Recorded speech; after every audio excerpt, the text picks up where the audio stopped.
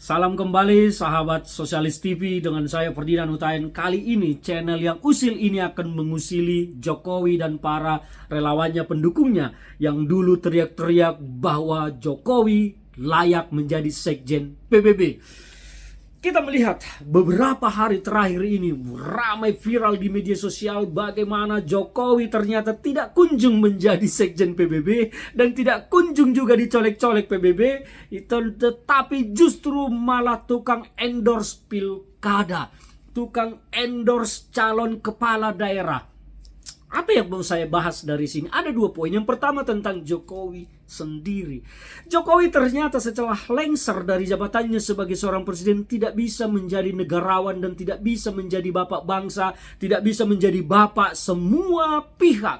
Ternyata Jokowi memilih dirinya menjadi hanya bapak bagi beberapa pihak, bapak beberapa orang, dan terjerumus ke dalam kancah situasi politik yang semakin dalam membuat dia tidak dihargai oleh banyak orang. Ketokohannya sebagai seorang mantan presiden tergerus karena menjerumuskan dirinya sebagai tukang endorse pilkada, calon kepala daerah.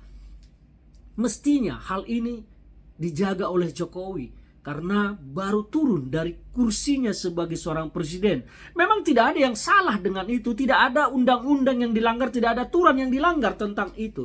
Tetapi ini tentang bagaimana seorang jiwa negarawan, mantan presiden yang baru turun seharusnya duduk menjadi bapak semua anak-anak bangsa. Dan ini mengkonfirmasi bahwa memang selama ini Jokowi selama menjabat menggunakan kekuasaannya untuk mengintervensi politik, membangun dinasti politik, dan melakukan banyak hal untuk memperkuat kekuasaannya. Sekarang mengapa? Pertanyaannya, mengapa Jokowi begitu aktif menjadi tukang endorse calon kepala daerah? Ini ada kaitannya dengan 2029.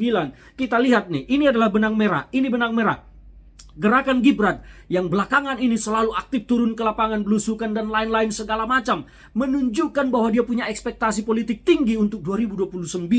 Dia ingin menjual citra politiknya terus menerus, menjual citranya bahwa dia adalah calon pemimpin yang sanggup dan mampu memimpin. Dan bahkan media-media pun terus memblow up Gibran akan mengambil alih tugas presiden karena Prabowo akan ke luar negeri mengendalikan pemerintahan. Dan bahasa ini semua adalah bahasa yang dikemas untuk pencitraan. Dan Jokowi kenapa berkepentingan untuk mencoba membangun kakinya di kepala-kepala daerah yang akan berkuasa nanti? Karena kepala-kepala daerah ini akan sangat bisa membantu pada 2029 kalau Gibran benar-benar akan dimajukan oleh mereka sebagai calon presiden. Ini adalah benang merah. Jokowi ingin membangun kekuatan demi kepentingan politik Gibran ke depan. Gibran melakukan pencitraan terus-menerus. Hebat kan ini anak bapak, kerjasamanya luar biasa.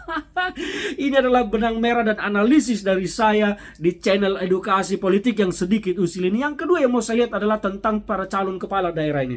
Lihatlah mereka, betapa rendah, betapa hina, betapa mereka tidak memiliki gambaran tentang dirinya adalah seorang pemimpin. Datang seolah-olah menghamba kepada Jokowi, meminta di-endorse oleh Jokowi. Dan mereka bukan jualan kemampuan, bukan jualan program, bukan jualan pemikiran tentang mereka akan melakukan apa, mensejahterakan rakyat ini, rakyatnya, di daerahnya. Tetapi mereka hanya ingin menang dengan endorse Jokowi. Setelah itu mereka akan menghamba kepada Jokowi dan kemudian akan turut mendukung Gibran nantinya untuk kancah politik 2029. Wow, jika ini benar-benar terjadi berarti memang Gibran sudah akan menyeruduk Prabowo ke depan. Apakah Prabowo akan menerima dia diseruduk secara diam-diam oleh Gibran seperti ini? Apakah ini akan dibiarkan oleh Prabowo? Hey, come on. Ini adalah analisis. Ini adalah keusilan kita melihat apa yang tidak tertulis. Dan ini adalah pendapat saya. Apa yang dilakukan Gibran berhubungan dengan apa yang dilakukan oleh Jokowi. Dan kepala-kepala daerah ini nanti akan diperalat, dituntut imbal jasanya untuk mendukung Gibran. Wow. Semoga pemikiran Anda terbuka dengan apa yang saya sampaikan. Sekali lagi, ini adalah monolog singkat, tetapi saya harap bisa memberikan gambaran dan perspektif yang baru bagi sahabat-sahabat semua tentang apa yang sedang terjadi dan yang akan terjadi. Relawannya Jokowi nggak jadi daftarin Pak Jokowi sebagai sekjen PBB? Masa jadi tukang endorse pilkada?